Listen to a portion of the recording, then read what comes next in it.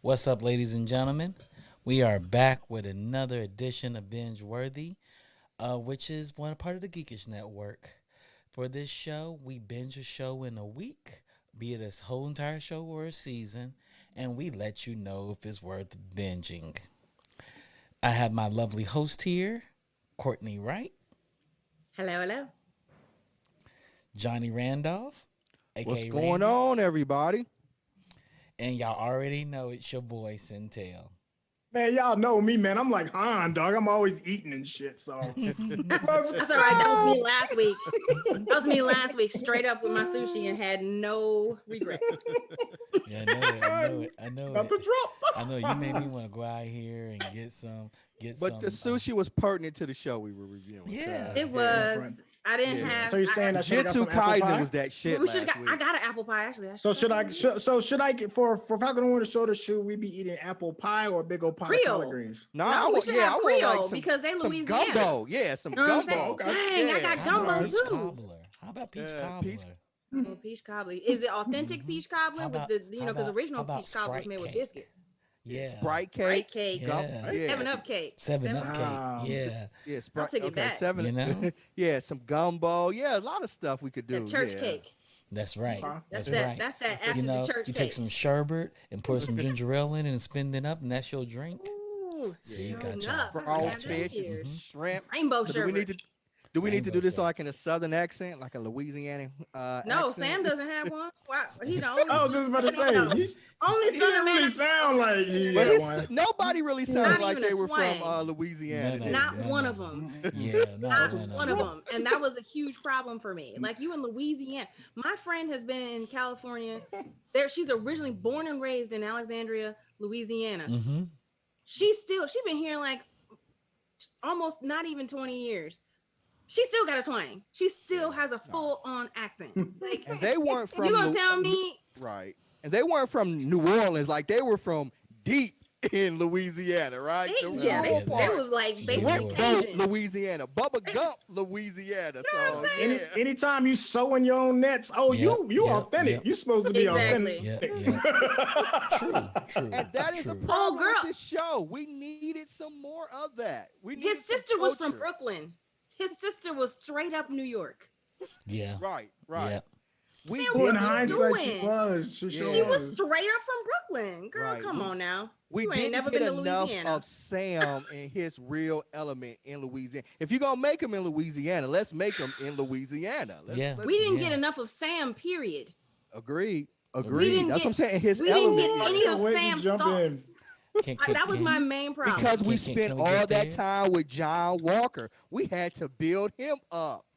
Yeah. I can't Hold even. on. I can't. I'm Hold on, not ready Chuck. to even jump on that train.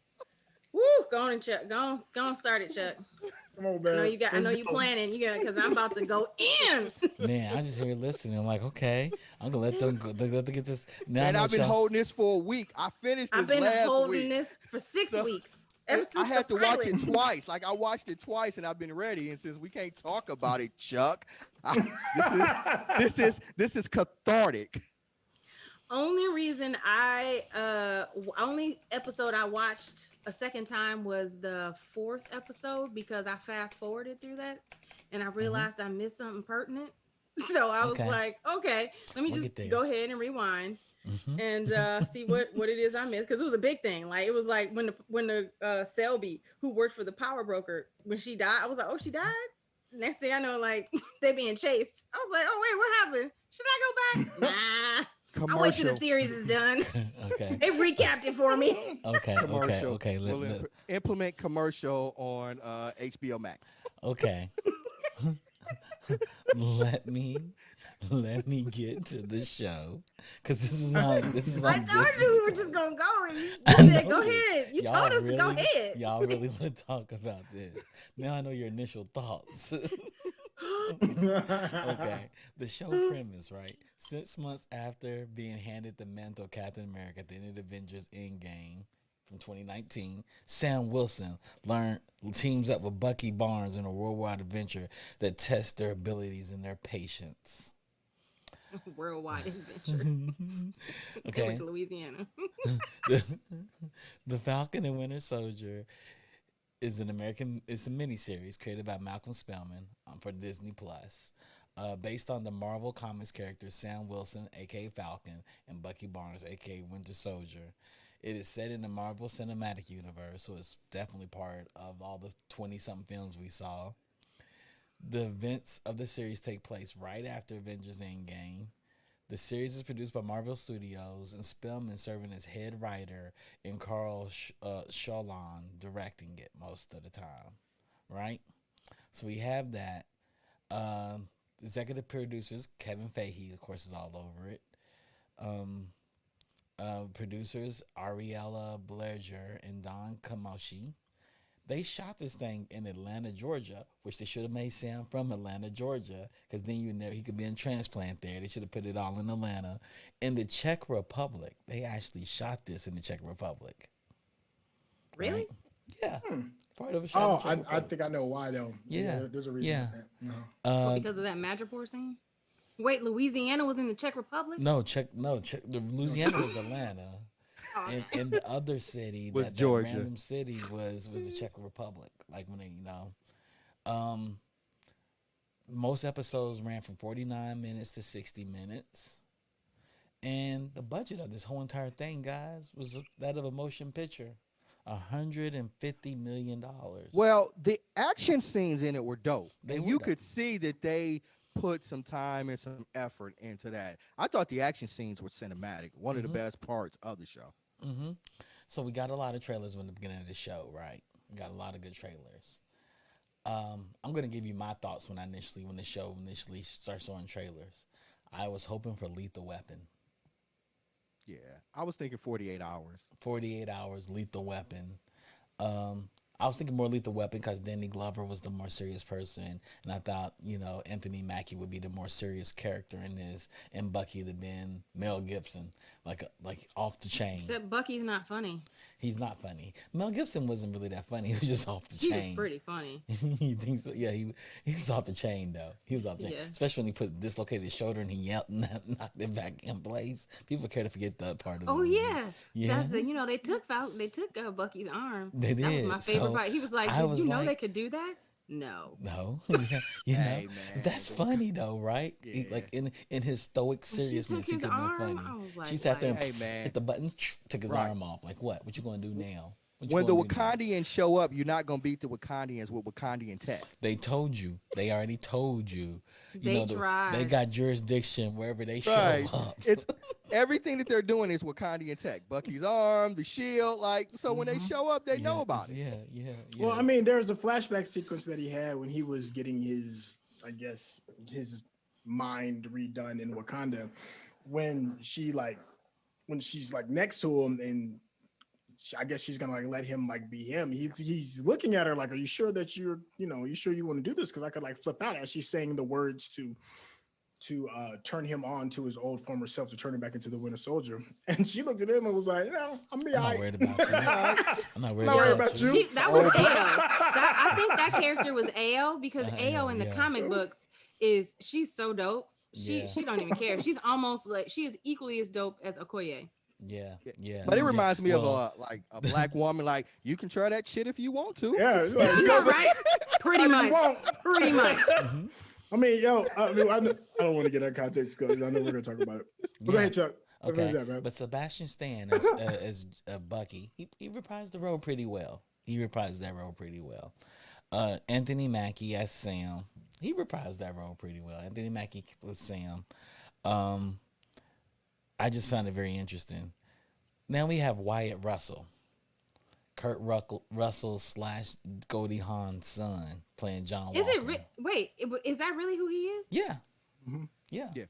He's Kurt He Russell. actually looks like Kurt Russell. He looks looks like like him. Kurt He Russell. looks just like He he looks just like a definitely- young Kurt Russell. He definitely looks just like Kurt Russell. He just Yeah. didn't have quite. He the flair looks of his funny in dad that or his mask mom. though. He does look Man, when funny they in that first movie. showed He looked him like at the Mr. end of Magoo. Because he has his jaw episode juts out a one, little it was bit. like his face was all scrunched. It was like, Yeah. this dude is not gonna make it. He looked like the old man. He looked like the old man from Up. Yeah, he did, man. You're He did like, look like the old Right. man from you're He like, this did is look like not. the old man from Up.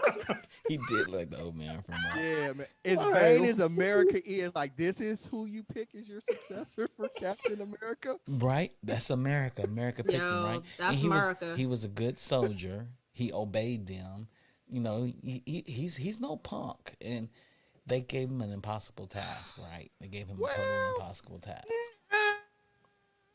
Like, could he actually live up to the mantle of a superhuman, a super soldier? He's just an average soldier. Well, He's just that is an interesting plot point to me about, Yeah. and we'll get into it later, the super serum. yeah, All of a sudden, the super serum became a really bad thing. yeah. And I was curious as to why. Because America couldn't make it Well, anymore. I mean, well, it also has ties to Hydra. yeah, So because that's back during the time when, True. unbeknownst to everybody, that Shield had been infiltrated by Hydra and Mhm. was being run by Hydra, and even the Super Soldier program initially was run by a Hydra doctor. Like Mhm. he kind of assisted Howard Stark in creating the Super Soldier Serum. yeah, So and you know what I mean? So it that's the reason Howard Stark realized after he made Captain America, number one, there would never be anyone as genuine and altruistic as Steve Rogers. And so therefore he withheld the serum. He Yep. withheld the formula, and he would not allow them to make another one. So that's Hear why that. America decided to, and other countries in Marvel world, decided to try and recreate it. Yeah, I had problems with Steve Rogers being this altruistic great person. But what's the point of Captain America if he doesn't have the super serum? that's the whole point, right? You had this But guy that was that's the question they good. wanted you Yeah. to ask yourself. Yeah, Yeah, so like, why do we even have him? yeah, Because if not, Steve Rogers is just a puny little kid that yes, gets yes. rejected by the military.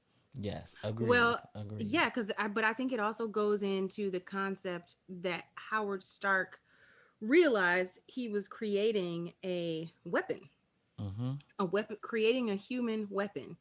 And in doing so, when Steve got all jacked up and became this legit super soldier, it did something to him, like understanding like what the possibility would be if someone like, say, Victor Von Doom was Yep. given the super soldier serum. Then Yep. where you at? Or- But here we have Wyatt Russell, that's his real name, John Walker.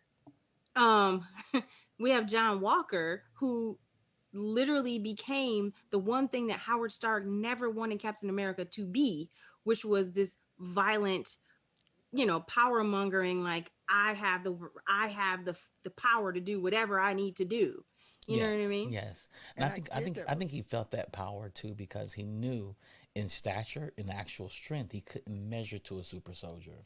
Yeah, until after he the took that Wakandon sur- fight. Yeah. Right. Yeah. After the fight, he was like, they're realized, not even super. they're not I even mean, They're that's a just lot, right? regular people, Yeah. and they're It's like, women. I need Well, you. that's You're the I can best high see school that. basketball player, but I need you to be LeBron James in the fourth quarter right now. You can't And do he- Not that. gonna happen. And he realizes, I mean, in his world as a military officer, he was decorated, he was accomplished, but like this world is the pros. Yeah, he right. went to- We he got went to the next Thanos, level. Mhm. we got You got Iron Man. aliens with Well, I mean, like, alien Yeah, we tech. got Wakandans, and so like for him, that was the first time he ever probably took an L. Yeah, he been at building that houses level. in Africa. You Mhm. know what I'm Right. saying? He been Yeah. running stuff over in Afghanistan, and Yeah. Against dealing with other what humans. is it? Weapons of mass destruction, but not understanding that it's not even a weapon. It's a galaxy of Yeah. mass destruction you Yeah. about Right. to come in on. Yeah. Right. This But is see, but entirely different.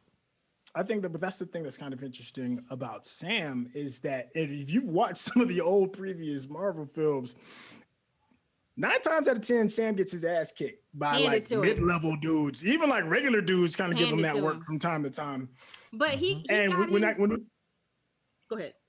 so when we see him in this particular series and he's about to take the mantle, like I mean, we see it. I'm sure he sees it. His colleague sees it, but he's still worthy, which means that the super soldier serum isn't what makes you Captain America. I think what the story is trying to say is, what is it in here? What's in your spirit that can make you Captain America? Because he gives a long drawn out speech where he says, I'm just a black dude in a suit for the most part, and I'm still holding this particular mantle. So you give somebody that's already privileged even more power with the super soldier serum, and they become even less worthy than they already were from the start. Yeah. So to me, I interpret it is like, what is it that's in here that can make you worthy of that mantle? And that's also where I had a problem with Sam in the beginning. But me too. So I have 2 points. The first point is, I would have been okay with, there were one sequence that was, I think, out of sequence, because in the first scene, you seeing Bucky and Sam throw the shield around like they playing catch with a dog, and Sam is rocking that shield, catching it, tossing it back to Bucky, and then next time you see him, he's trying to figure out how to catch the shield, and I'm like, what? I feel like this scene, were you flexing for your boy? Because I don't understand how, number one, that happened, and why you stopped being able to catch it. Did you get hurt? And you know what I mean? Like, I just I think that was piggyback on that, like, Sam was already in shape. He's already active. So why they got him running through the woods like he's trying to get in shape to make the team and doing push-ups? Like, for the entirety of this show, he's been in shape, he's been active, and that's why, to me, it was a big problem with why he had these major reservations about wanting to take up the mantle. And here, that leads me a perfect segue to my problem with the pilot. So I'm going to take it all the way to the beginning and piggybacking off what Randy just said about the big problem that this series had. And I find in a lot of other shows, and I definitely want you guys to, like, give me your thoughts on this. I felt like for them to say that Sam has reservations, all these reservations, he gave the shield away. You bring in Don Cheadle for one episode to say, hey, brother, why did you do that? You playing the black card right there, first of all. And you don't even have it. Sam never really gives an answer. So here, for me, what I was so upset about is I don't appreciate when television tells a black man that you need to go through something in order to know your worth.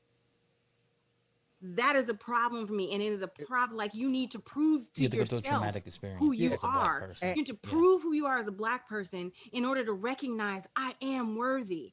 Right. And that's not my responsibility. It's white America's responsibility to recognize that we are here. Yeah, it felt like an audition to white America to prove that Sam was worthy to take up the mantle of Captain America, because I didn't see anything. He didn't learn any new skills. He didn't gain any new powers that he had at the end of the series than he had at the beginning. And let's think about it. Like, you literally fought in the battle against the baddest motherfucker in the universe, and you came out on top. So why do you have these reservations that you couldn't take up the mantle? And as a military trained person, or corporate America, or anything, when somebody goes down, you step up. And that's all it was. And so I didn't understand why he had these great reservations. Yeah, and as a military man, he has been in the military. Racism is not new. My uncle, my family, my grandfather, both my dad and my uncle, I got military on all sides of my family.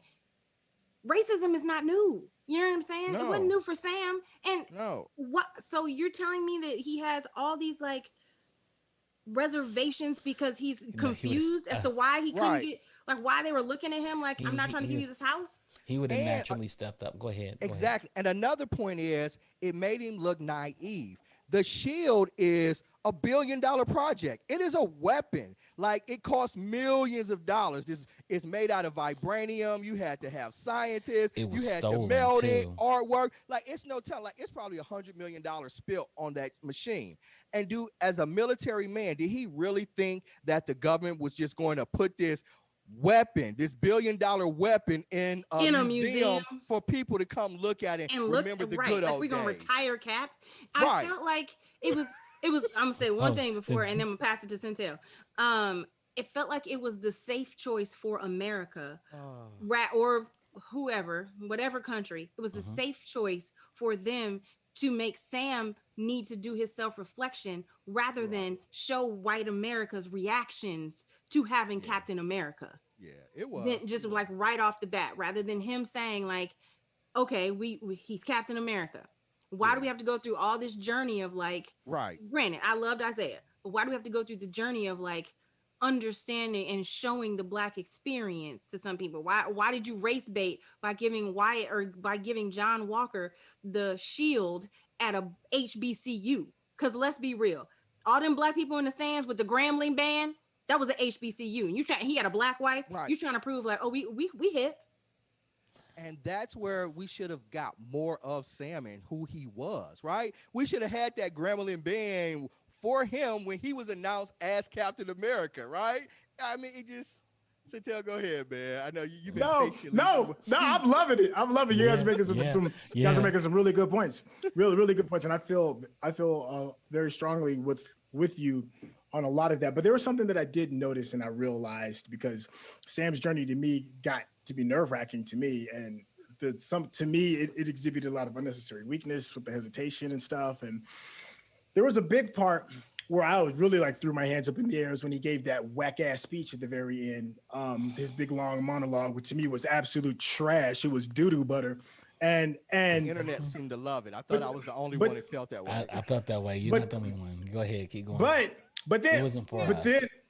But then what I realized, no, it wasn't for us. But then that's when I realized, I was like, well, maybe there is something to this that I'm missing because I'm in my feelings about it. And I was in my feelings about it. And it was, Randy said it best, naive. If we're going to go this journey of the Captain America journey, and you are supposed to represent the hopes of what America is supposed to be, because that is what Steve Rogers is supposed to embody. He's supposed to embody the hope of America, not what America is. U.S. agent represented what America is. Steve Rogers represents the hope of what America is. And if you're going to represent that hope, you have to be naive. Steve Rogers was hella naive to the point that as you see his journey, as you see him going through his journey, he ends up smartening up and realizing that the symbol that he's representing is not the truth of where he's living. And for me, it hit me and I was like, oh, Sam is at the naive part. In order to fully accept this, in order for him to take this full circle, like Steve went, like how Steve went full circle, he has to be that naive, idiotic, doo-doo butter ass speech. He has to make that because that's what Steve did. So to me, I was like, okay, I see. Maybe I'm maybe assuming that the writers are trying to put him into that start spot, because you cannot be Isaiah and take the mantle and be representative of what Captain America is going to be. It's not going to work. Isaiah can't be Captain America. He can't. His philosophies are just not going to work. The only way that you can do that and find success is to be naive. You have to believe in the dream of what all that is, because that's what he was spouting, was dream shit. And he wasn't speaking reality. Yeah. And because also the whole series, the reason I was angry at every single episode, the whole series is Sam listening to other people talk. Other people give their experience. Other people share their feelings with him, of him, for him, about why he didn't, why he should, what you thought, all these things. Everybody else is expounding, you know, these grandiose visions of Sam and or Captain America and or why John Walker is wrong. But Sam is legitimately just sitting there like, yeah, just nodding his head, bobbing his head, offering like a sentence or two of like a witty like question. You pose a question to somebody else and then pass the ball again. I think it was this character, according to the way I hear it from the people that love the comics as well, this is how it's laid out. Like, he's still in the contemplate the mode. Should he have done it or should he not done it? Like, he wanted to be known as the Falcon, and he's not Captain America. I'm the Falcon. I'm happy to be the Falcon. And here it is. Now everybody wants to be the Captain America. Now I don't know if I even want that for myself. Like, he was unsure himself if he even wanted it. Maybe, but the thing to me is like, Sam isn't a young guy. Like, if this is young Luke that's on the farm at 20 years old, I'm like, okay. He's a good point. Anthony Mackie's like 45. He's like my age. But Sam is too. Sam's like mid to late 30s, been to war. I don't know if I want to have several that wars. Role. I don't know if I want that role when I live. But you this already role. have that role. You fought Thanos already. But right. I want He's the already role as doing it. I want the role as the Falcon, and I don't want to give up Falcon in order to be Captain America. Because initially, the way it was broken down to me, somebody that loves comic books, is that he felt as though he would have to give up being Falcon. Like when they said, "You're the Black Falcon," he says, "No, I'm just the Falcon." When you talk to the kid, he's want to be known as the Falcon. None America's of that was clear. Captain America's already been chosen and decided, and I want to build my character. My character is known as the Falcon. I spent the last 20 years as character. And I can hear that. I wish Sam would have said that, or someone else would have said that. Right. That was never made. Yeah. It was never articulated. Had that been brought up? Yeah. Matter of fact, he said, "I don't feel like it's mine." Like he was so enamored with Captain America that he could never live up to it. It was just that, but it was in the comic books. It's set up like it's not mine. These wings are mine. This identity that I've worked as this sidekick. So why not say that? I don't know. Exactly. It's called writing. Because Sam didn't talk. Sam didn't talk about anything. He didn't share his feel. He didn't share he never shared what his reservations were prior, at the end. And during that exposition that he gave at the end, that soliloquy, because that was just for him. He never shared what his reservations were. I mean, there was one moment. Mm-hmm. Sorry to cut you off, Chuck. I'm sorry. Give me just a quick moment. Go ahead. There was one moment, and I think this is the reason why they put it in that you had spoke about earlier, Cortney, and that is when Bucky and Sam are throwing the shield back and forth. And that is the moment of opening, of figuring out what your darker fears are, what your expectations are, the things that are worrying you. And they were tossing the shield back and forth because that was the one thing that actually unites everything. That's the thing that united Bucky to Sam, is that shield. And they're catching it, and he'll say his problem, and he throws the shield. He's throwing that symbol, and it bounces back and it catches Bucky, and then Bucky says what's on his mind, and he throws it back. I think that is why they had that scene. Yeah. That's why he had to catch it with strength. Yeah. Because that it doesn't translate well in that scene if Bucky's throwing it with force and resolve, and then Sam catches it, and then he buckles under the pressures of it. So I think that is why that scene went the way it did. That was the moment when he finally expressed himself. Then let me ask. It should have been after he did his training, did his Rocky monologue. Go ahead, Randy. His Rocky moment. Yeah, the only thing I'm asking then, why accept it? Why accept the mantle of Captain America? If he's good, because there's nothing different from Falcon than Captain America. So what happened in the comic book apparently is that he was able to combine the two identities into one. Which he did. Because he thought he had to give up Falcon, and he thought the work of Falcon was undone. And people have to understand, when he took on the mantle of Falcon, it was in honor of the Tuskegee Airmen. It was like, this happened to these men and to the Red Tails. We're people that take flight, and the work as me is not undone, and I want to get that done. None of that was in any part of this TV show. You are spitting truth. I think that's a stretch. That's a great show. I want to see that show. It's in the comic book. This is what. And I wish that had been in the show. Yeah, it's not in the show, and that's not the show we got. Yes. Yeah. Yes. For me, WandaVision. And I know people have problems with WandaVision, but it was what Marvel does best. Has magical characters that are superheroes fighting villains with magic powers. And Falcon and the Winter Soldier, Bucky's the only one really who has an ability, and or now we have the villains of the super soldiers, so to speak, and we have Zemo. But really, it's basically it felt like a spy show. Yeah. You know what I mean? It didn't really feel like a Marvel show. And I thought it's technically a coming of age show.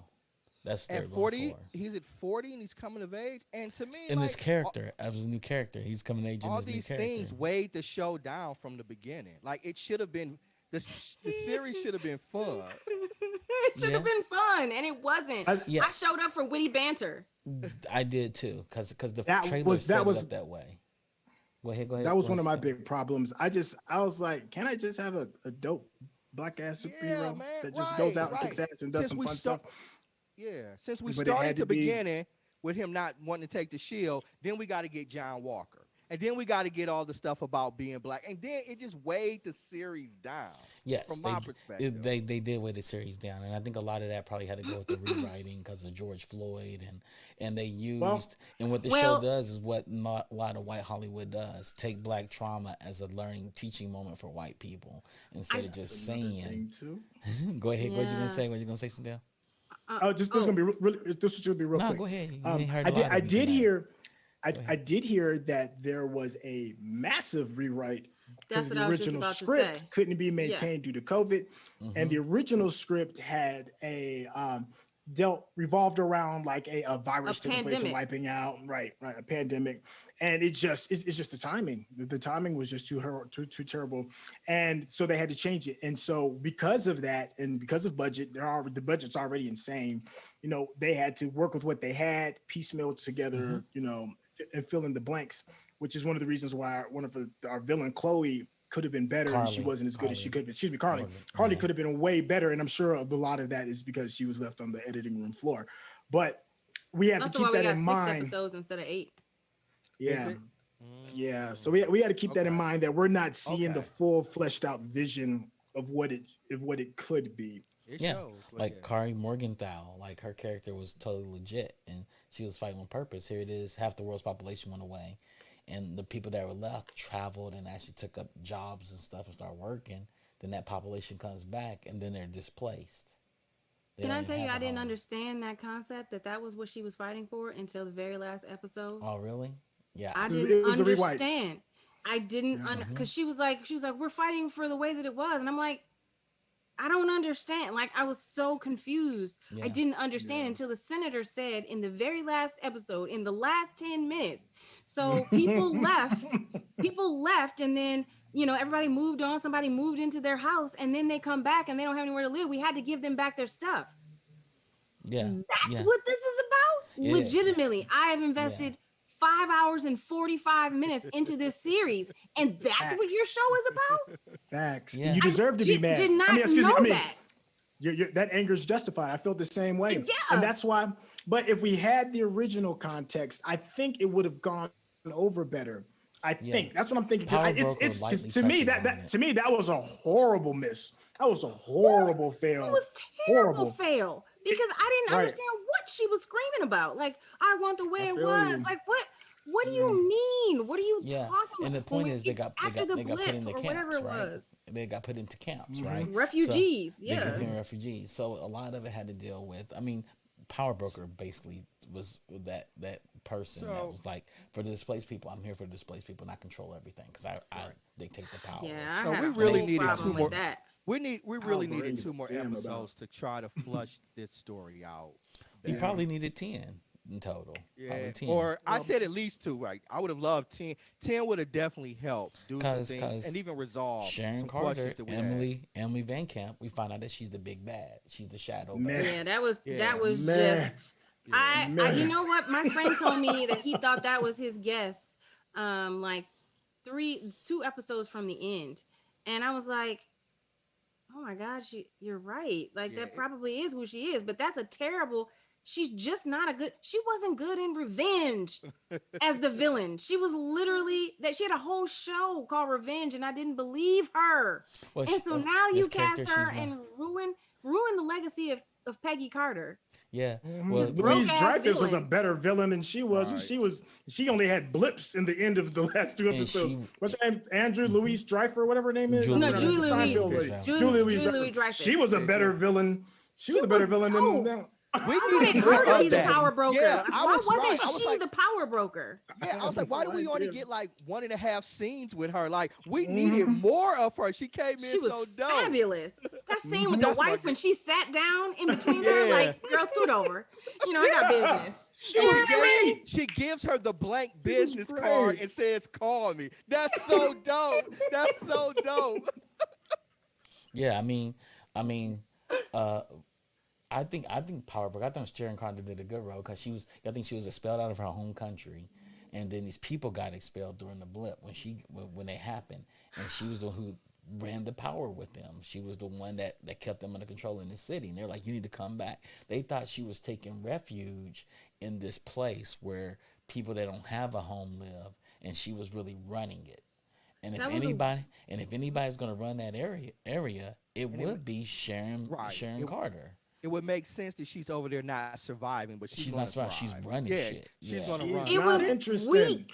It was weak that you're going to tell me that Sharon Carter, granddaughter of Peggy Carter, and y'all forgot to like reinstate her name, her credentials. You forgot. They banned her. Remember in the movies, they banned her as a villain. They made her into a villain.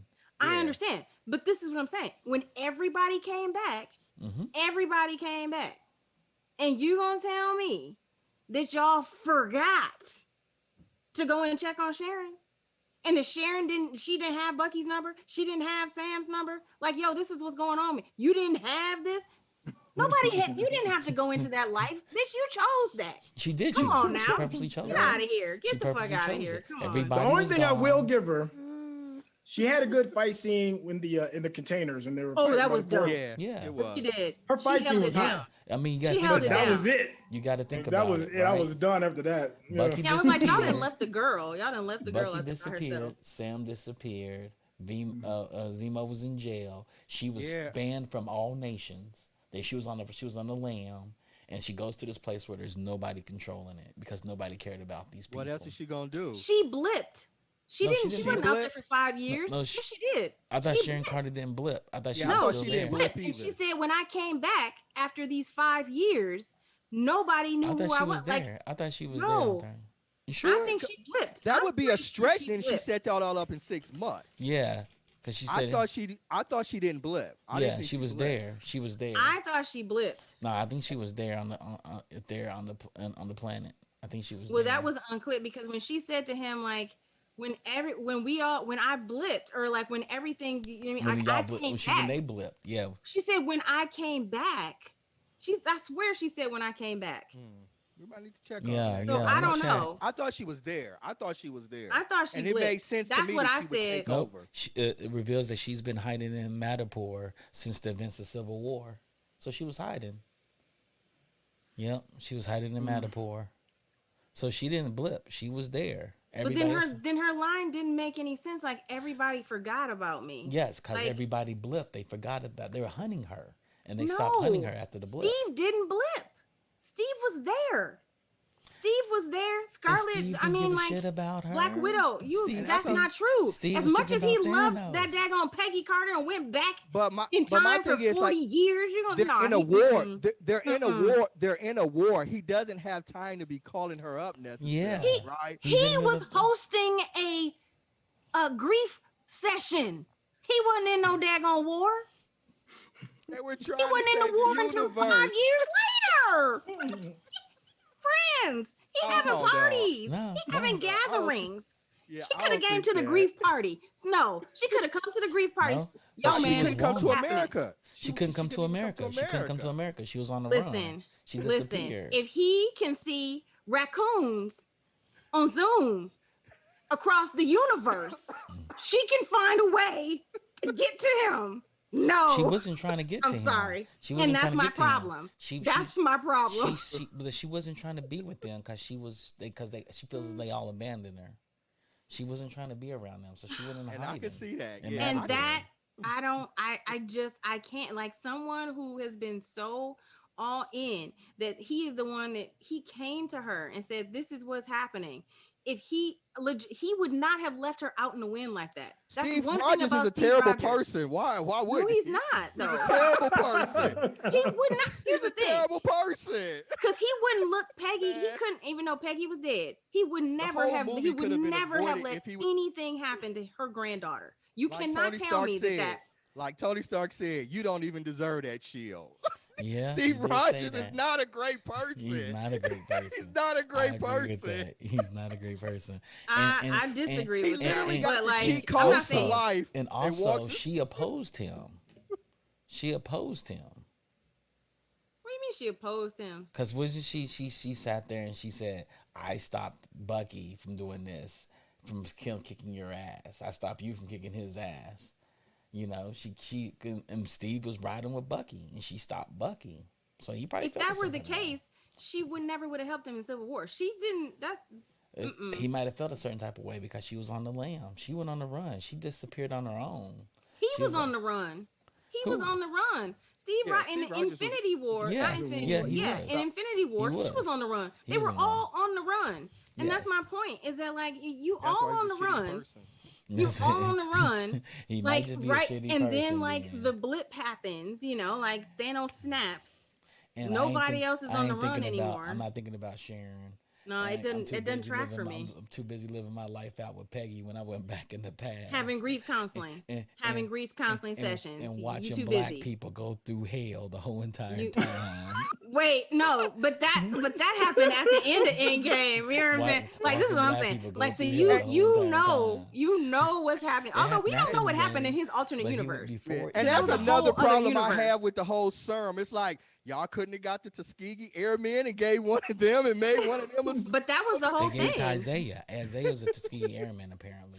But it was supposedly, wasn't it in the comic books that everything that happened with the Tuskegee Airmen, like according to Marvel, was the testings wasn't necessarily for syphilis as it was in real life, that it was them testing the super serum. soldier. Yeah, that's what it worked on Isaiah. And since he that's saved what Isaiah was. And since it worked on a couple of them, and those that he saved were able, and they ended up killing them and kept him, and they used him as a test because he was the best test subject to make a better version of it. Okay. So that's what that was about. So yeah, I mean. So I'm sorry, it just doesn't track for me. Yeah. It just doesn't. Although we don't know what happened in Steve's alternate universe. We know his alternate universe. He let black people get their ass kicked. Luther King and Malcolm X still dead. We don't know. But it's okay. So this is what the Sorcerer Supreme said when Hulk went to go and see her. Like, okay, you take these gems out. You can't just put them back in and come back to the stream. Like you're creating all these alternate timelines. So we legit don't know what Steve did in his timeline that he created with Peggy. We don't, I mean, I'm not saying he did. I don't think he did.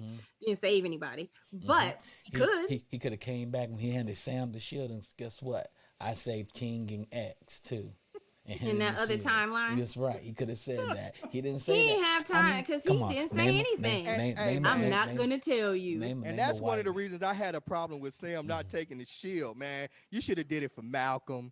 You should have did it for Martin. You should have did it for Sojourner Truth, Harriet Tubman, man. All these people who are heroes who still didn't live up to their full potential because they were fighting racism. And here it is, you have the symbol of America literally in your grips, and you're like, nah, I don't want that shit.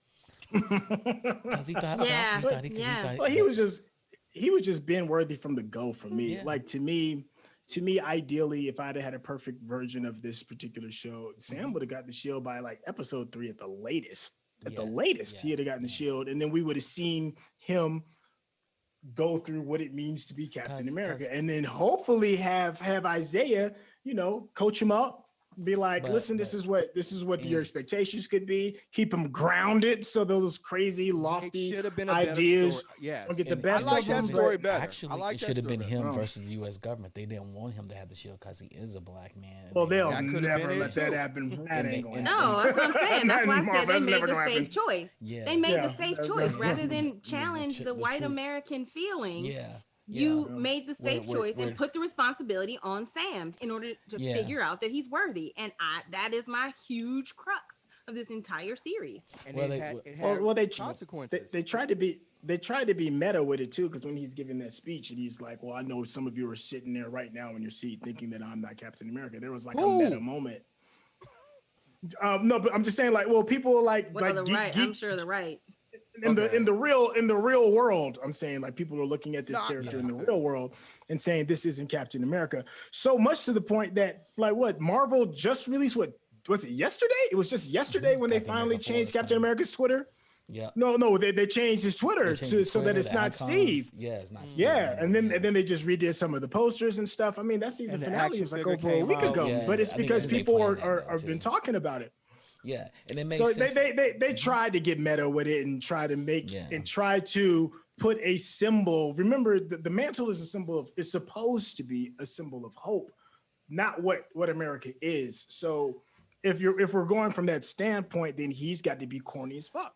He's got to be. I honestly, I wish they would have done the show where Falcon would have got the shield and the U.S. is trying to take it from him because they want to repossess it and give it to who they think is worthy to be Captain America. And then that's holding on to that's absolutely are doing Lethal Weapon and they're on the run trying to hold on to the ship. And that's exactly. You know, he's holding on to the hope. He's like, Steve entrusted this with me. I'm gonna fight for it. And that would have been a better premise. I think, Instead, we got like Wyatt. It would have been so mad. It would have been so mad. They already set it up that way. You know what I mean? Like he found out he knew Isaiah was the first guy to get the serum that lived outside of Steve, and they wouldn't let him get them. He brings it to Isaiah. Isaiah holds the shield and says, "I don't want this. It belongs to you. It belongs to all." No, he didn't even people. take it. I know it, but he should have put it in his. I wouldn't if I was Isaiah. I'd have like, you don't get that damn shield out of my face. Exactly. If I'm Isaiah and I went through what Isaiah went through, why I'd have burnt that shit? No. Could you imagine? Exactly. I'm saying. No, I understood Isaiah. I understand they had to change the story, and they changed the story where he was on a run and he found out there was a black guy that had the serum, and they all they did was test him for 30 years. He comes to that black guy and says, "Look, I have the shield." The guy that owned the shield before this gave it to me. He's like, "Don't put that shield in my hands, but you take it for our people. Take it for people like me that deserved it and couldn't get it." And that should have been the story. No, and that's when he turned into a badass. Like, okay. And Bucky was like, "Told you it belonged to you. You could have Bucky there telling you." Because they made Lamar and Battlestar, this guy's friends, and Lamar said it best. If I had a chance to take the serum, you're damn right I'm going to take it. You're damn right I take it. Well, first of all, can we talk about that? Can we talk about Lamar? That takes you from the college to the pro league. That was because Lamar, like, listen, when he, they introduced Cap at the HBCU with the Grambling band, and then it basically said, like, this is your lane, Sam. Like, Captain America is always white, and then you're the sidekick. The black man is always the sidekick. Yes, that's your lane. That was Marvel's theory in a lot of their comics. And it was a lie. It was the theory. And so like the minute I saw Lamar, I was like, oh, he's dead. He has to die because that's gonna be the catalyst. That's gonna be the catalyst that's going to snap. Because they're not gonna kill Sam. They killed Sam. They kind of killed Sam when he blipped. You know what I mean? But then they brought him back.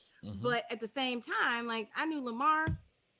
Yeah, you gone, Lamar, because I knew they weren't gonna kill John Walker. No, John Walker, that's his best friend, right? Lamar's always been like the smarter one of the two of them. Like Lamar's always been. Some people tried to say the conscience of him, and that's why I was like, he's actually smart. So he's Jiminy Cricket? No, he's actually, Battlestar. He's the strategist. Like, he's really brilliant in strategy and whatnot. And it's like he'll do all the hard work, and his white friend gets all the credit for it. Yeah, so he's the spotter. He's the spotter to somebody's sniper. That would have been better if this would have played, like I said, where Sam got the shield and him and Bucky are on the run. Bucky's his sidekick, and him and Bucky's trying to protect Sam as they're trying to hold on to the shield. Then Lamar and what's his name again? John Walker trying to get U.S. agent, because John Walker in the comic book is also he's also trying to be the friend of Falcon. He recognizes Falcon as a superior person because Falcon's been playing in the pros as a normal human all these years.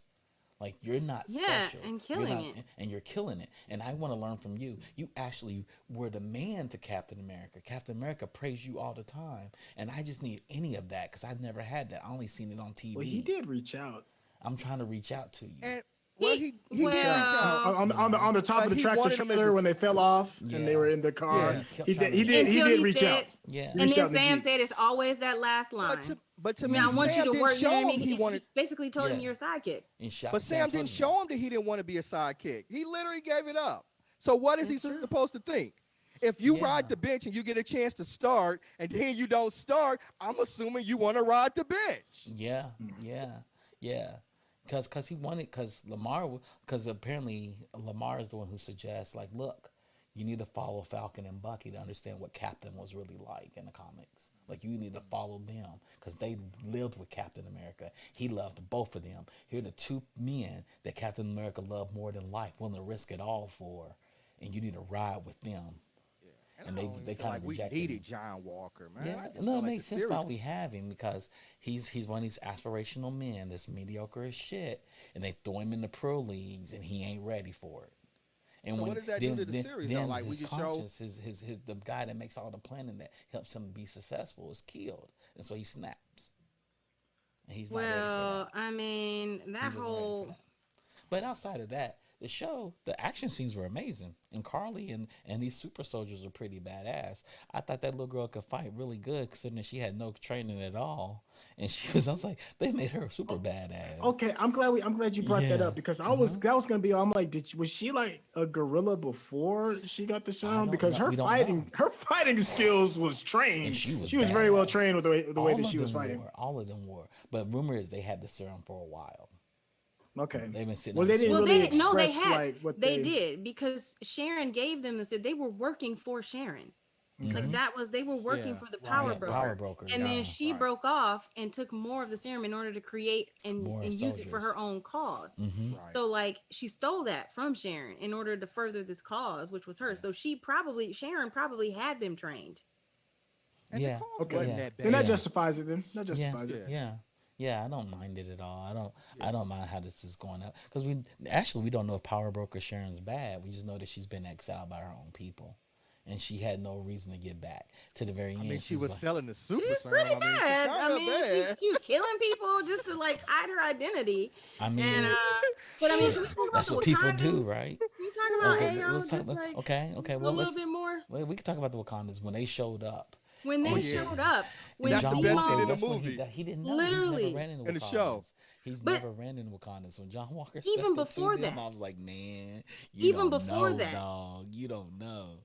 When Bucky found the spying technology that he knew was from Wakanda. Oh. He knew that she had been dropping that stuff, and he found that. She left the beads. Yes, because she knew he would know. You need to come to me. Yes. And so when she's standing there, she was like, you know why I'm here. You know what I mean? Like, she was we all like, knew why she was there. Him out? Yeah. Why did you break him out? He killed our king. Yeah. He killed our king. Yeah. We accepted he was going to be in jail in your American jail. And now you let him go? You got to give him to us. Yep. And I knew from the minute they broke him up, I was like, they coming to get him. They coming to get him. Because they mentioned it. Right. He done killed the king. Oh, no. Because it makes she told him, she's like, you got 6 hours and bounce. Yeah.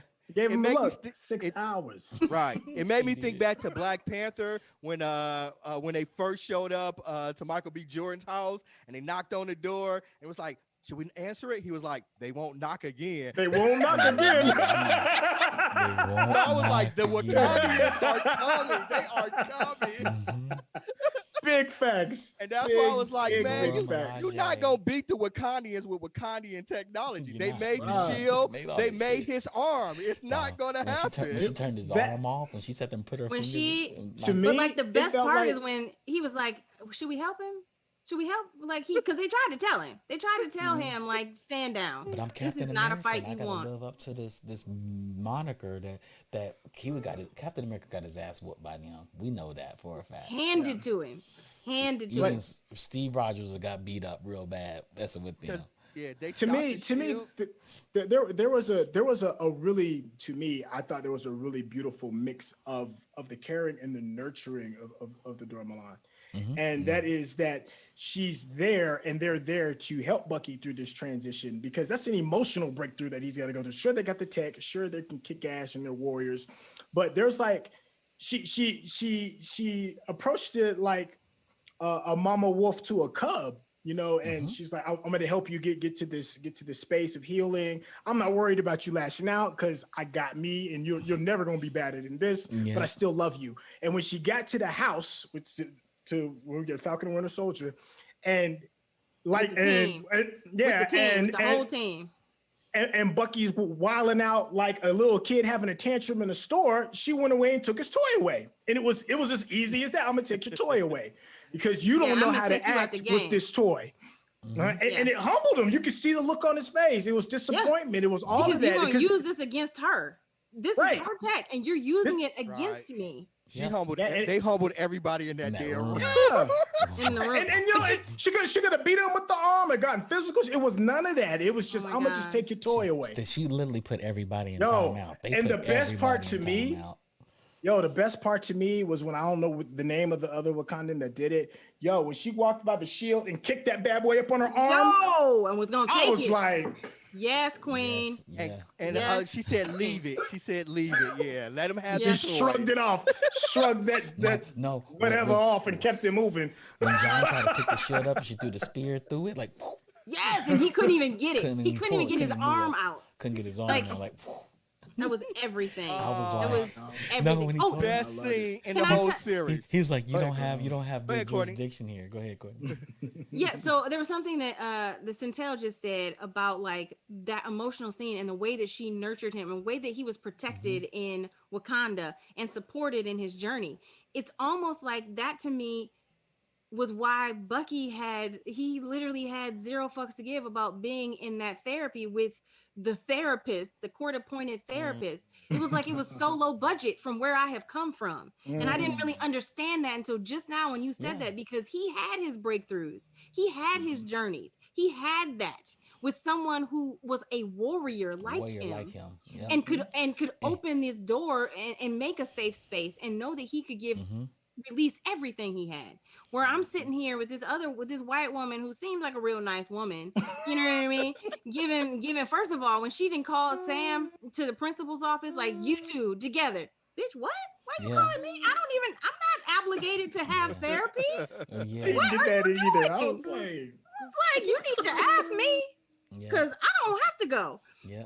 And like, you know what I mean? So it's like the scene he had with Ao, like seeing that flashback and then seeing it was just so full circle for me the minute you said that, in terms of like what it is that the nurturing really did for him. And he didn't want to fight them. He didn't want to fight them at all in that room. He didn't want none of that. First of all, he knew what had happened. He tried to get any of that. He knew his ass was knew it too. They both knew. And when John said, you don't have jurisdiction here, and she was like, the Dora Milaje has jurisdiction wherever the Dora Milaje is. White boy, don't you ever put your hands on me again.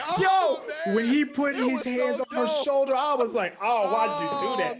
Because you knew it was going down. I knew it. Touched her. Apparently, that was like the best scene in the show. That scene got the most love. Even the racists were like, "Oh, you don't touch them. You don't touch her." It was the best scene. I was like, you disrespect another warrior. You don't disrespect a warrior like that. Because it was degrading. It was degrading. It's like you're trying to sun me. Like I owe you some sort of because you think you're Captain America.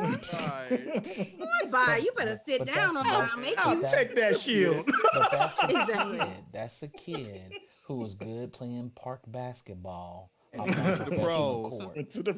professional court. He's not ready. He's good that's at a high schooler. He's good at and he's good at trick shots and playing. But then he hops to the NBA and it's like, oh my God. You ain't never seen nobody as fast and as strong as LeBron James, right? 200 pounds, run a 4.40 and can blink and he's past me. Right, like that was like a young Kobe. Meets Michael Jordan. Meets Michael Jordan on the court for the first time. He's not ready for that. This ain't it for you. And that was the show, right? Like it was a show of growth. John Walker grew negatively because he had no guidance and nobody gave it to him, and he wasn't ready. He's never seen this world. He was placed in a very difficult task. It was really unfair. And the person his turnaround was too fast to me too. I don't have turnaround was too fast. Steve didn't have any guidance. They literally had him out there on the show on the USO tour. And we saw Steve fail constantly up through Civil War. Yes. Up through Civil War, we watched them fail. And we saw John Walker doing the same thing, stupid shit Steve was doing. Yo, why everybody forget John Walker just got done bludgeoning a man to death on a world tour, and then like the next episode, everybody's like, well, the turnaround's okay. I'm like, y'all forgave him that fast? Exactly. They didn't even court-martial him. They didn't even court-martial him. I heard that scene was put in there to show you the privilege that white men get, especially when they're declarated under white God. That was crazy. Well, he touched on that's what he does.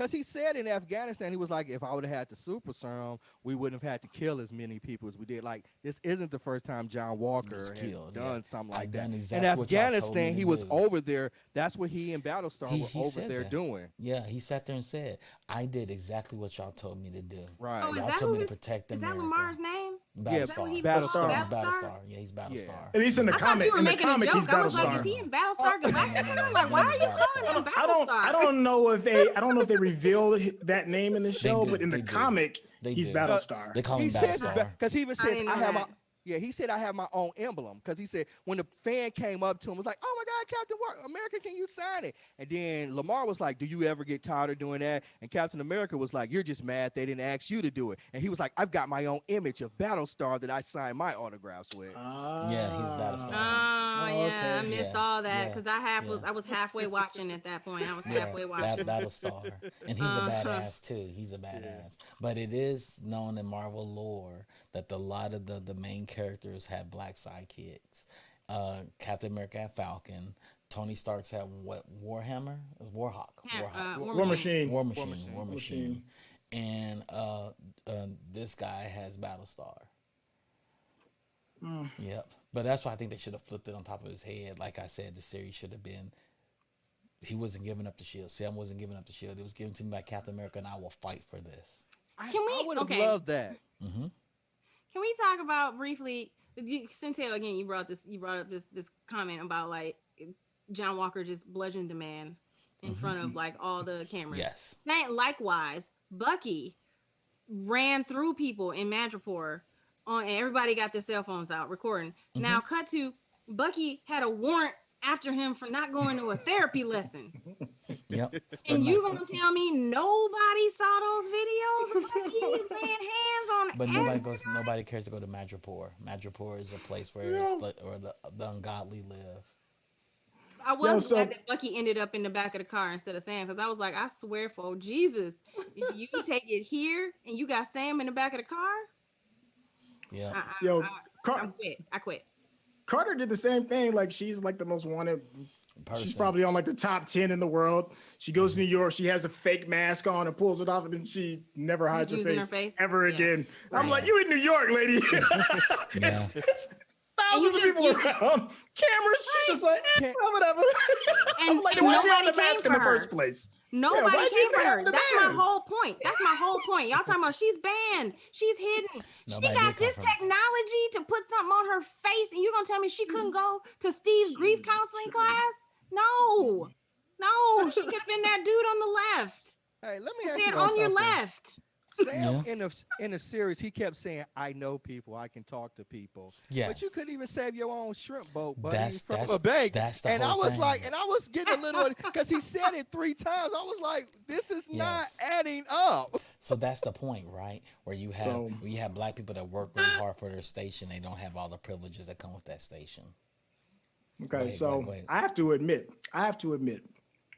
I hated that damn shrimp boat by episode 2. They introduced in episode 1. I hated that damn shrimp boat. I'm like, why the fuck we got this damn shrimp boat? I don't give a damn about the shrimp boat. I don't care about him saving it. All I want to see is some badass superhero shit. See him fly. That's all I want to see. All right. Fly and shoot people. So we get to episode 5, and they're talking about the damn shrimp boat again. But then I see the importance of the shrimp boat, and I get that it's the tying. It's what grounds Sam to his sisters, what grounds into his community.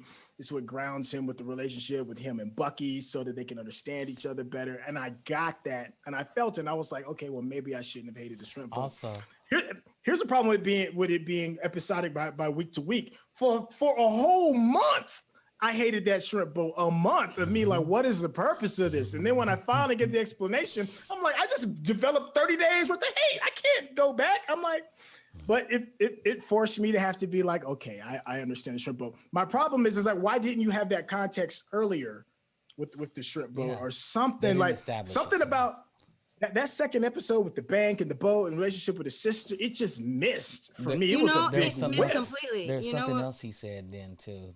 Not to cut you off, Courtney, that he said he was gone when his father died too. He was in the blip. Yeah, so he blipped and his father died. Yeah, yep.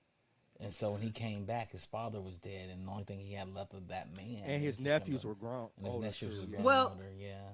And here's another thing that I needed context, and I think it would have helped for me to understand, number one, the relationship that he had with his sister and why there was such disconnect in between the two of them. You mentioned that the nephews were older. I want to know what position Sam and his sister were pre-blip. Was Sam older, and now she has out she's older than him now, technically, because in fact, like if the little sister now becomes the older sister, and I've been holding it down for 5 years, I would have understood that. I needed that context in order to understand why she was so angry with him. Really do you know what I mean? Any kind because like I needed to know why she was so like bent. You know what I mean? Like she was so bent about him. Like, you know, like you've been leaving. I'm used to you leaving all this jazz, and you come back and you want to do. Girl, he been gone for 5. Let me tell you, I have a brother, and if he blipped, and I found out about it when he came back, that brother could do no wrong. You back. You know what I mean? Like you're back. But I think a lot of it do too. Nobody told her what happened to her brother. Like when the blip happened, she thought he might have been killed, and she didn't know. She had no idea. Everybody around you blipped. Like but she didn't know if he was caught in it or if he was dead. But could it have been that he's been fighting aliens for the last that's 20 years? She stayed behind and took care of the fish boat. So she probably took care of the parents as they got sick. And Sam was kind of off being a hero, saving the world. And so maybe that built up a little bit of a sibling rivalry with her. And she was probably putting up her money to keep that boat afloat. Because one of the points she said, I make $5, I lose 10. So after years and years of that kind of building up, Sam not being around, it might have built up just a little bit. Like she didn't know he was going to come out. I agree with you though, Cortney. But if he pops up and she'd be like, but he popped up like, I'm going to save the day. And she's like, you should have saved our day when you're out here saving the world's day. Right. And I agree with all of y'all. I agree with you. I agree with you, Chuck. I agree with you. With you ready, but the thing is, I think it was poor direction because none of that came across in that sentiment. It just came across as this is in the way. The angry black woman. It came across for me as an angry black woman. You gave me a stereotype. So Rama said it best: watching black people go through hell. That's what we did on the show. And I just don't really need.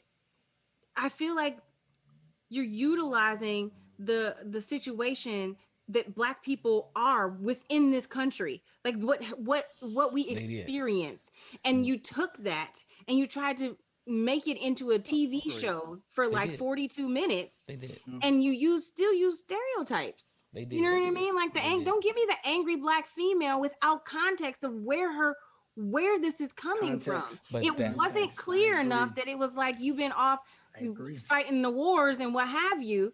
Like I still need to know this is your brother who, yes, he's been gone fighting a war. He has been back. He blipped. Whether you didn't know where he was, I needed to see her just when, what's her name? I can't think of her name. The girl who plays Iron, who's the new from WandaVision. You talking about WandaVision. Talking about Rambo? Monica Rambeau. Yes. Monica Rambeau, the first thing she did when she came back is she was looking for her mother. She was looking for her mother. This is someone who, like, you wanted to see that reunion for them, and you knew she couldn't have it. You know what I mean? She had all kinds of feelings about the fact that Carol, who is the only other real family that, you know what I mean, that her mom, that was connected to her mom, and she hadn't seen her. She didn't know where she was, and Carol didn't come back trying to find her. And here you have this woman, his sister, and there was too much anger. I needed a little bit of love. I needed some love between the two of them, and I didn't get it. I hear you. I don't know what they did with. I know it's Malcolm Spellman, and he wrote most of it. Right? It's a brother whose father is A.B. Spellman, who's a critically acclaimed spoken word poet, a pro-black spoken word poet. So I guess he just wanted to be heavy-fisted about it, and he shouldn't have been as heavy-fisted. Well, this whole series was heavy. This whole series was very heavy. Yeah, and as you all said, it should have been more fun. We should have got a cool ride with some conflict. Yeah. Especially after they started off with WandaVision, the first 3 or 4 episodes as we were figuring it out. It was creative, it was new, it was fun. It was and even our fresh. villain, like she got a theme song and everything like that. It was like, yeah, it was a good ride. But with this series, they laid it on heavy. It was like, whoa. Wade in the water. I was like, good. Get some Jim Crow spirituals up in here, man. Like, you know, and they made their 12 years a slave. They basically made their version 12 years a slave. You know, and another friend of mine and I were having a conversation, and you know, they were wondering if Marvel was trying, you know, because of that whole controversy with Martin Scorsese and a lot of the other filmmakers saying like, oh, you know, boohooing about Marvel making so much money and it's not like good movies and they're not this, that, and the third.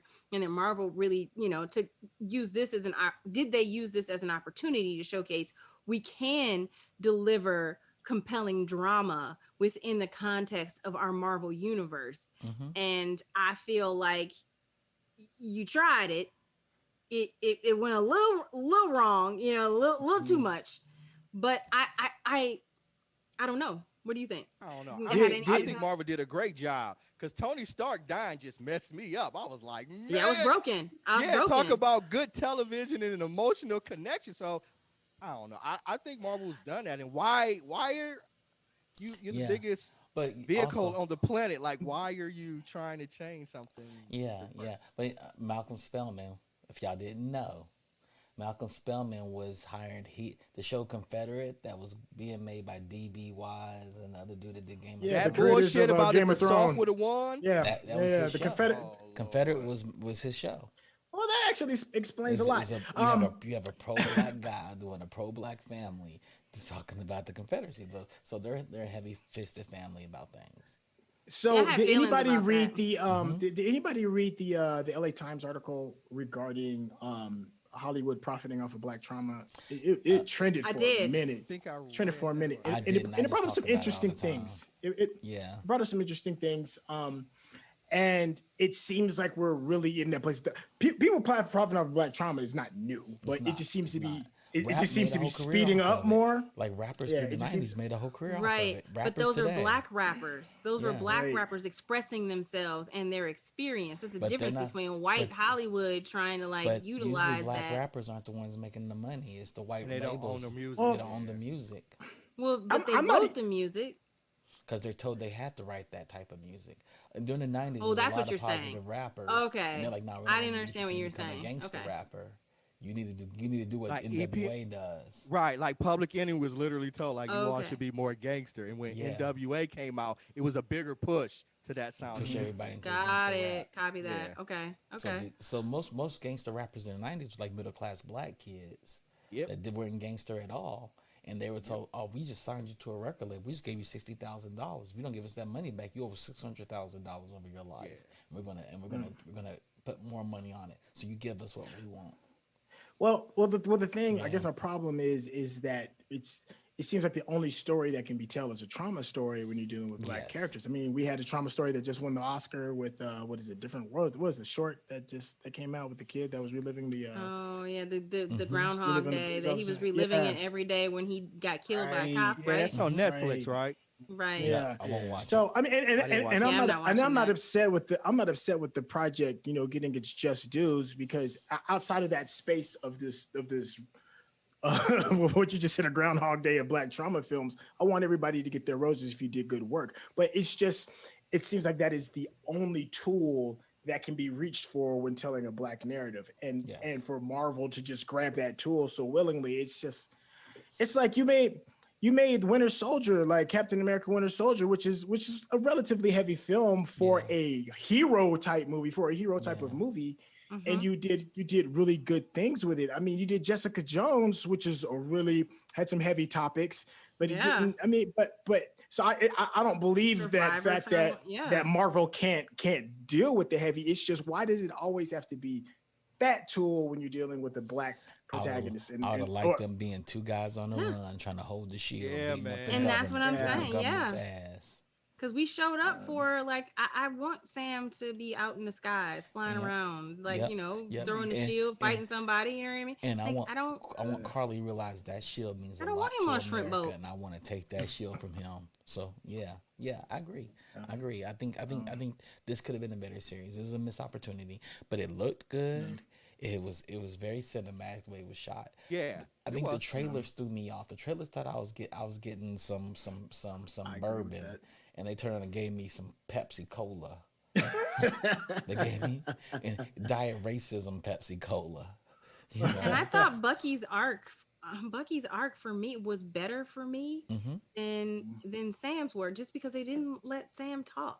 Yeah, they didn't really talk about his truth. They made it too comfortable. Where they his had him face. Brooding. You didn't like the brooding Sam? You didn't like brooding Sam? That's what Bucky's job is. He's literally supposed to be the brooder. Like Sam is supposed to be the bright. He's supposed to be that altruistic Captain America with the naive look on the world. They can't both be that character. You know, it's just not interesting. It'd been nice if he ran up on Isaiah and was like, "Why won't they let me hold this shield?" And Isaiah put his hand on his shirt, like, "You're a young black guy. You know why they don't want you to have this shield." You did all these. He did. Carl Lumley was great though. Isaiah did have. He was wonderful. Yeah. That and then I thought I love the line when he said after he did the interview and he's looking at Sam, he was like, Malcolm and Martin and no Mandela, but it was all right. I liked that part because I need to still keep you grounded, young fella. You ain't that. I think. Like, but at least you working towards having him be in a series more would have been because if you want a mentor type, right? We want a mentor type. That's what I wanted. We got a black, we got a black Captain America original. Now we got one. And current. That's where he goes. That's where him and Bucky go to hide because ain't nobody checking on no. And I wanted, if you want Sam, black people, because nobody cares about the people in the hood. Yeah. If you want Sam throwing that shield around doing his training, I would have loved to see him train with kind of like Creed and Stallone. Yeah, we could have got Isaiah, him training with dope. Isaiah. That would have been dope. You know what I mean? Because then it literally is almost like he's passing. I may not believe in this stuff, but I see that you believe in it and I want to help you. It's not about, I'm not doing this for America. I'm doing this for you. Isaiah should have been Obi-Wan or Yoda, right? Yeah. He should have been Obi-Wan or Yoda, like guiding him in some kind of way. And we didn't get that. So the Isaiah's grandson in the comic, he's a character. Is a character in the comic because I think the super serum ends up in his bloodline. I think that's how it goes. But it's not. And I don't know if he's like a new Avenger or something, but he clicks up with another group. Avenger Juniors or something that I read. Yeah. And it's not real. It's not real serum. He uses something different to inflate his powers, but he's got to keep on doing it. From what I read about it, he has to keep up doing it, and it's having an adverse impact on his body, and he's trying to hide that from his teammates. Huh.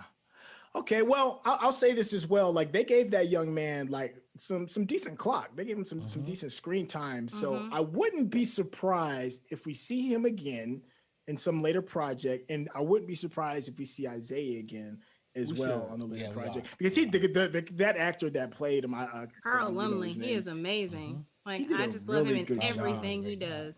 Yeah. Yeah. You know what else I love too? There's one more thing. There's a cinematic moment when he's in the backyard and he's cleaning up his stuff, and they show like the first time that they're both like really standing next to each other, and you see how big he is as compared to Sam. Sam looks like he's like 5'8", man. And here we go with our Black Captain America. He's like 6'2". Yeah.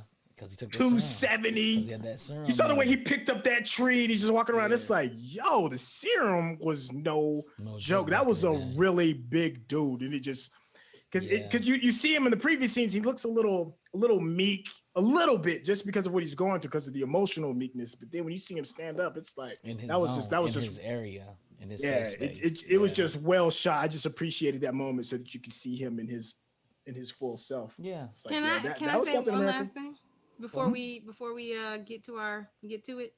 I would have loved to see Sam in the room where it happened, in terms of John Walker when he made the decision to pocket that serum, because they had that whole conversation with him and Zemo and Bucky, and Zemo asked him, "Would you take the serum?" And Sam was like, "No." I would love to have seen Sam actually have that opportunity and say no. I would have been really interested to see what he would have done. Yeah.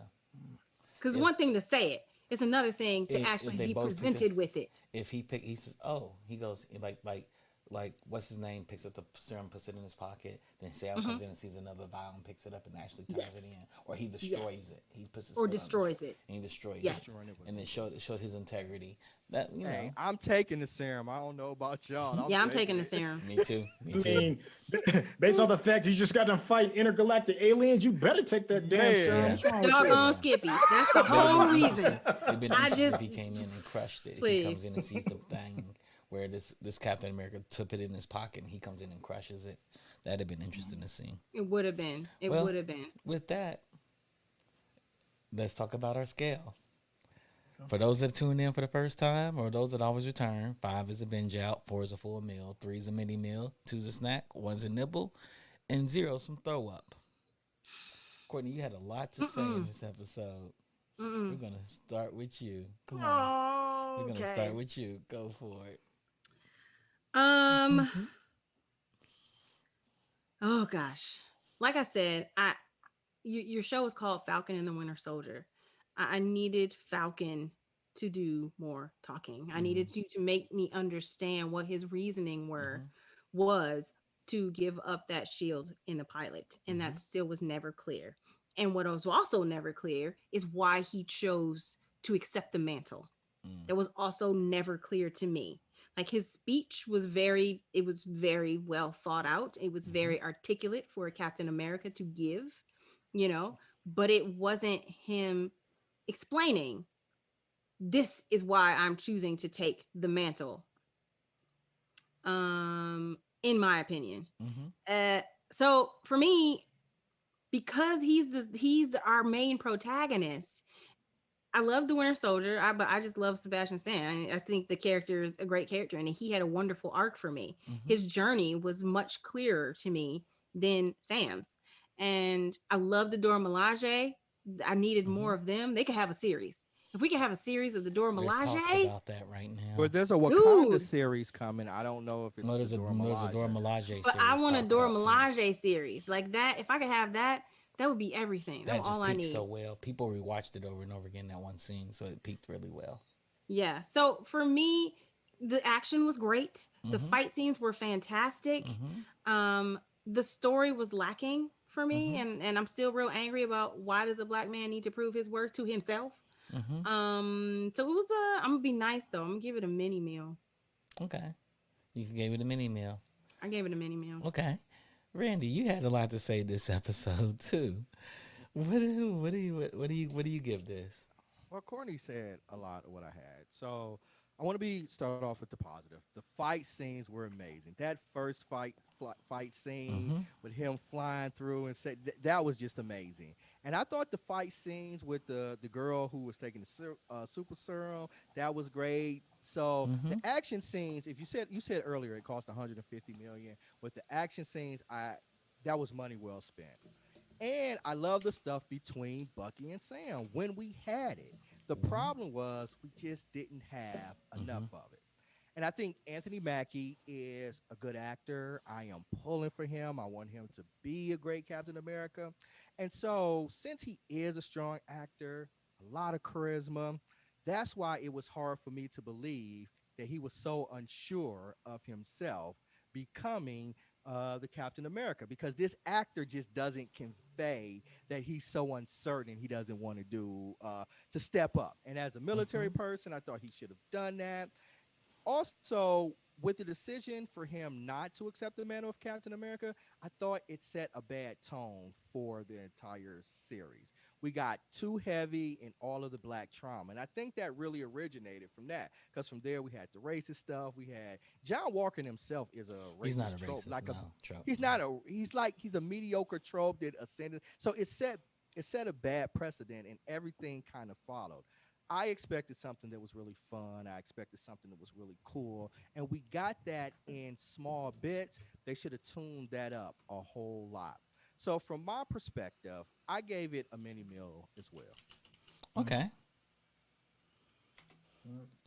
Well, how about you, Syntell?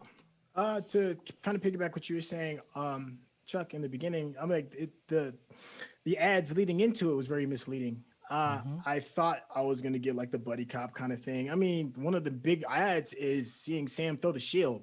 Like you're seeing him throw the shield, bouncing it off the trees and stuff. So I'm like, dang, all right, we don't see him like really work this thing, and then you don't really see him throw the shield like that until the sixth episode for the most part. So it's like, damn, I really wanted to see him become the person Steve wanted him to be.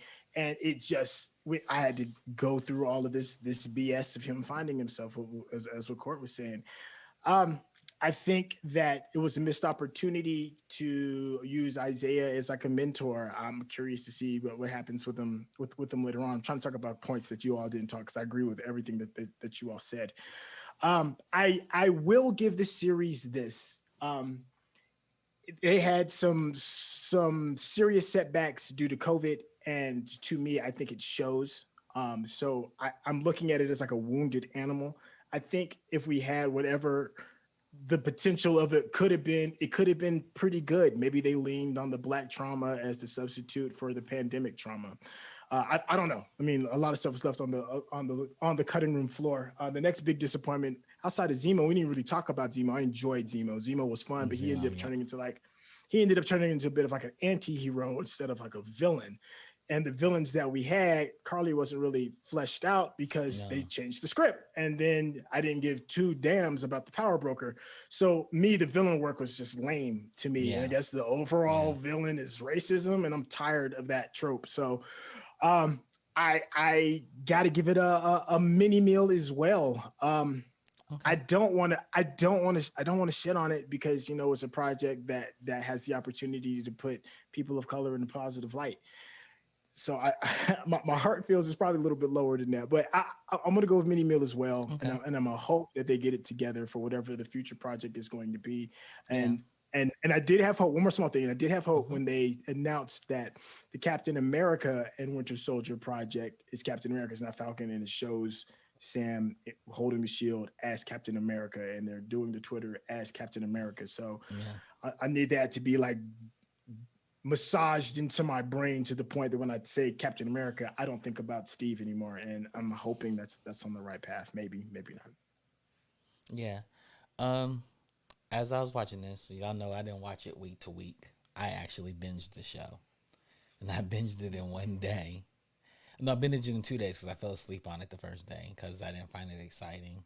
I wanted the buddy cop show. I wanted them. I was hoping my story was going to be the story they told, and that story was black man got the shield.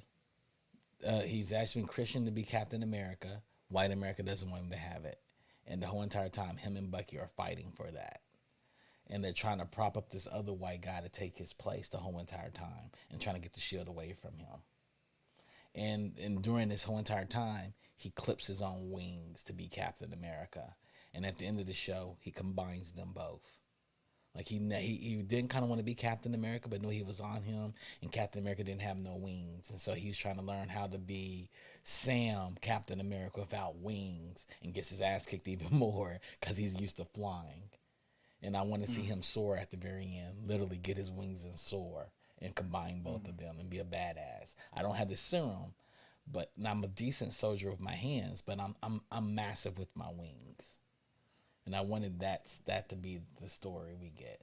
And Carly, I didn't have a lot of issue with Carly. I understood her purpose, but I felt it was like her story got cheated, and they just made her a spoiled brat that could whoop everybody's ass when she faced them. And I didn't think she was a bad villain or anything. She was an anti-hero. She was meh. She was like, I'm fighting for my people, though. I'm doing this for my people because we got displaced and the world doesn't care about us. And Sharon Carter, she had that one great scene. I kind of didn't need to see her. The power broker could have been unknown. She could have popped up, saved them, and disappeared, and we never know who the power broker was. Julia Louise Dreyfus. I definitely want to see more of her. I even liked how she approached that guy. I like how she approached him, John Walker, and approached his wife and was like, "That shield, that's not even American property. We got something for you. Trust me, we got this." You know, and I like how they set her up. The universe, I think they did a good job of setting up the universe what it is 5 years after the all hell broke loose, right? People coming back, what the government's like. Spider-Man, we get a little bit of that, but on a micro level, and this gets a macro level of how big this problem is. You know, like we talked about, people appear where they disappeared at. So people fell out of the sky and died because they were in airplanes when they disappeared. You know, people are on cruise lines and they came back and they're gone. You know, so, and then people came back and they've been gone for 5 years and they go home and there's a whole nother family living in their homes. I think all that's legitimate stuff. Yeah. And that speaks of like, you know, Palestinian-Israeli conflict. That's right? what I thought of. Yeah, that's initially where I went to with it. And this is a lot. And then you displace these people again and put them in camps and say, y'all live here until we learn what to deal with you, how to deal with you. You can't go back to your home country because you left your home country to do the world's work. And their drive we actually were better. Thanos' prophecy was real. And I think that meant a lot. Half the world population went away and we found peace. That half came back and all hell broke loose again. That is an excellent point. And I think that was a good part of the story. But however, this story, Malcolm put a lot of flaws in, and what you said, Syntell, and what you said, Corey, what all three of y'all said, I truly agree with. I'm going to give it a mini meal as well. I was hoping to have fun with this. WandaVision was enough seriousness and cleverness, and I was hoping this would be the fun series. I think that had a lot to do with it, man. Yeah, it did. We didn't get that fun that we thought. Yeah, right? You could have had Isaiah, and Isaiah could have been a place where they came to and taught him, or he could have picked Isaiah up and took him, but his job was, I'm not giving up the shield. Yeah. Steve gave it to me, and I'm fucking Captain America. So I took my wings off, I gave up being Falcon, and that would have made that scene where the kid said, oh, you're Black Falcon. He goes, no, kid, I'm really Captain America. And if the kid could say, Captain America's white, that'd have been an awesome scene. That would have been an awesome scene. That'd have been awesome. Yeah.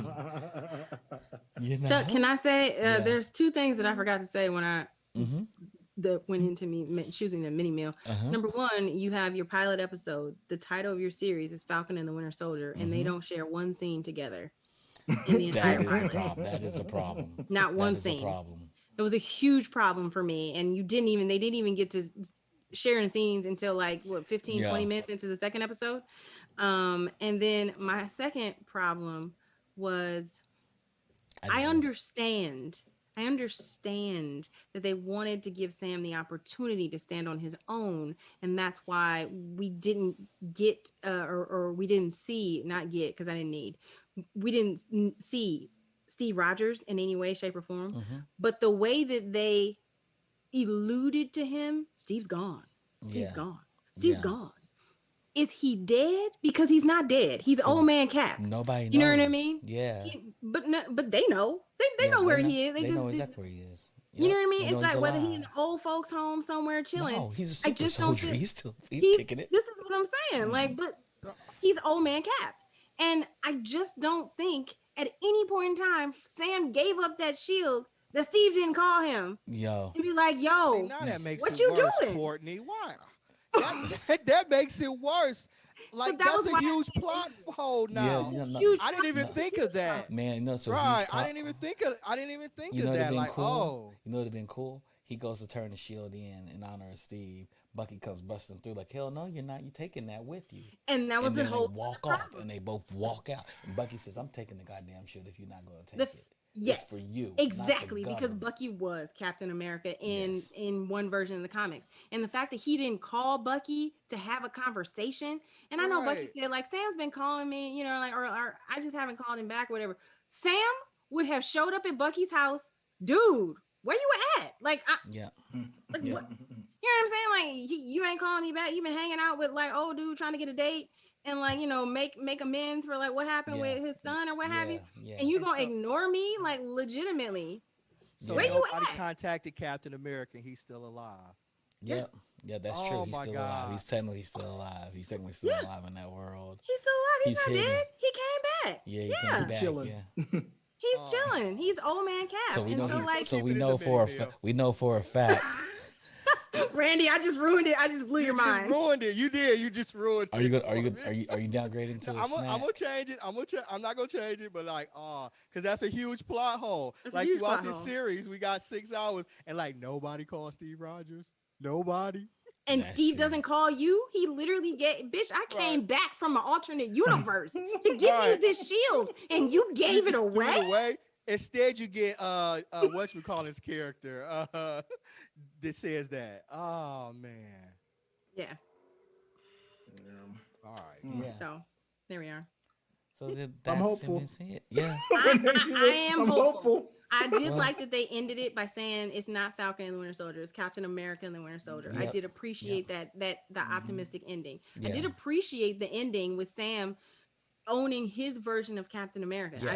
I didn't love all of the speech, but I did appreciate the moment. I respected it. I didn't like the man. I didn't like the little black man saying that's Captain America. I didn't need that. I think that's Malcolm going to his dad and asking, write that speech for him, because it sounds like a spoken word piece. And I like that he kept the wings, because at first it made it seem like he wasn't going to keep the wings, because he said leave them. Like at first it made it seem like he wasn't going to get the wings. That's what Zero should be. Zero should be cringeworthy. Yes. You just coined that, Syntell. Yeah, cringeworthy. That you just changed it to cringeworthy. Yeah, I think that's what it is.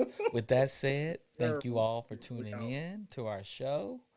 As you can tell, we gave it a mini meal.